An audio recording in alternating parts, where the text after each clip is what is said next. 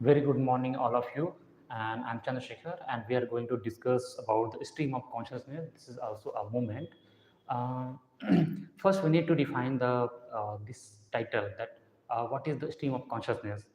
So you must have been nearby the river where you can see that the stream of the river, right? The stream of the water, the flowing. So in the same way, our mind switches from one thing to another, one thought from another thought, right? So this is the stream and stream of consciousness. Consciousness, it is showing our mind, human mind, that how our brain, how our thoughts shifts from one thing to another. Right? For example, it happens to in our life, and you must have experienced this situation that you are sitting in the classroom and the teacher is sitting the teacher is teaching and your mind is not there, your mind is not in the classroom, your mind is somewhere else, right? So your mind is somewhere else and you are thinking, you are writing something, you are noting down, but your mind is somewhere else. And the second thing is that this thought is not linear, this thought is not sequence in a sequence. This thought comes randomly and it switches from one thought to another suddenly. So you are in here in the classroom, but your mind is not here, and your mind is thinking that okay, I'll have to take the lunch, I'll have to take the breakfast. In the same time, at the same time, your mind is switching from okay, what are my childhood memory, and what color the cloth I'm wearing, what is means how to use the mobile phone, and you just start using mobile phone, you get some notification, so your mind is switching. Okay, your focus is disturbing from one thing to another, your focus is distracting. Okay, so these things are happening, these things happens continuously, and your thoughts comes in a random way continuously. This is the flow of thoughts we can see and we can call it. So this is the stream of consciousness. So consciousness is showing the human mind and why it is happening, why the writers do this, why the writers add these things, the stream of consciousness. They just want to make the books, their writings alive for a long time.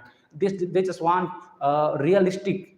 When you start reading the books, when you start reading a novel, short story, then you just get connected to the books very easily, very quickly, and you feel where that this book is very alive, that is connected to my life, that is showing, this is like a scenery. And this is the reality of our mind, that human mind is not stick onto the topic, it switches from one thing to another at the same time where you are living. Okay, so it is okay. Let's talk about the text here. Stream of consciousness. It was coined by the William James in his book The Principles of Psychology, 1819. This was the book. In this book, first this term was coined, stream of consciousness. The stream of consciousness is the technique, narrative method. It is a narrative method, so that aims to depict the flow of thoughts, feelings, and perceptions in a character's mind, often in a fragmented or non-linear and seemingly chaotic. So these thoughts are not linear, and these thoughts are very chaotic, right? And this is fragmented, this is random, and this is the feeling, right? So this is the flow of thoughts, feelings, perception, and fragmented. The thoughts are broken, not linear. This is not consistent and in a sequence, right? So this is the non-linear and seemingly chaotic, because your mind is not there, your mind is here and there, your thoughts, you're not able to control your thoughts. That's why it is a very chaotic, right? So it seeks to mirror the natural and unfiltered processes. Unfiltered. When we filter this is not the stream of consciousness. This is when the thoughts are unfiltered. Then only it is called the stream of consciousness, right? It is of a human consciousness capturing the way thought shift, how the thought shift we see there in this stream of consciousness. And sometimes it overlaps, one thought comes and on another thought comes and overlap that thought, right? That's why it is called overlapping of the thought. And it breaks away the Victorian conventions and linear storytelling. This I also told that it is the storytelling, it is a narrative method, right? So when the Victorian age used this, what the Victorian age's writers used, that they used the linear storytelling, But in stream of consciousness, we cannot see the linear storytelling. We can see the non-linear, fragmented, right? Non-linear. So the thought, the way of narrating the story, the thought of the characters in the novels, in the works, you can see that thoughts is shifting from one thing to another. It is a response to the need to capture the complexities of the human mind in an increasingly fragmented world after the World War First. Because of the World War, the human mind was very chaotic. That people were like they were in a dilemma that what to do, what not to do, and do I belong to this country? Do I belong to this land or not? And that's why you can also see the land that because of the World War. The Wasteland by T.S. Eliot, 1922, published. This is the year of publication. So you can see that the World War, the chaotic World War, you can see. So the mind was not stable that time. So it is a fragmented world after the World War First. So here is the writer. The writers are first James Joyce, and his work is the portrait. It is a very important work. A portrait of the artist as a young man, published in 1916. So here you can see the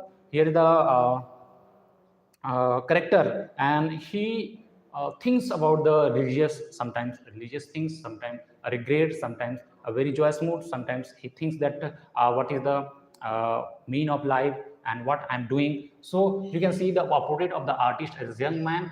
And there is the another work that is Ulysses. Ulysses, it is a very famous, and it is said that this Ulysses will keep the scholar, writers, or professors busy for a long time, because this is very difficult to understand. That it was also published in the year 1922. The same year, the Wasteland was published by T.S. Eliot. So the next is Virginia Woolf, and her work is Mrs. Dalloway. It was published in 1925, and the next is the Lighthouse, 1927. And the third writer is Dorothy Richardson, and work is The Pilgrimage. It was published in 1915. And William Faulkner. William Faulkner is also famous for fictional town in America, that is Yokna Fatwa, right? And his work is The Sound and the Fury. It was published in 1929. Yokna Fatwa is compared in Indian context. We can also say that Arkanana also created a fictional town that is called Malgudi. So Yokna Fatwa and Malgudi is also compared together. Both are fictional place. That is, those places are not exist in this world, but that both places are fictional. Next writer is T.S. Eliot. You can see the love song of J. Alfred Prufrock. It was published in 1915, and this is based on a stream of consciousness. How the character thinks about his love, that he is going to propose the girl, but what if the girl denies? What if the girls not accept my love, my proposal? So he thinks, and he also thinks that what will happen at the end of the proposal, what will happen if I go. So he keeps on thinking, and his mind is shifting from one thing to another, but he keeps on sitting on the chair. He's not doing anything. He just thinks. Right? So this is the work of T.S. Eliot, the love song of J. Alfred Prufrock. So this is all about the stream of consciousness. This video is short video. So thank you for watching this video. And if you want to do coaching for the NET and JRF in English literature especially, then do come to our coaching center, Key2Success Academy, that is located in DDU Nagar, Raipur. So if you want to contact, then the contact number will be in the description box. Thank you for watching this video.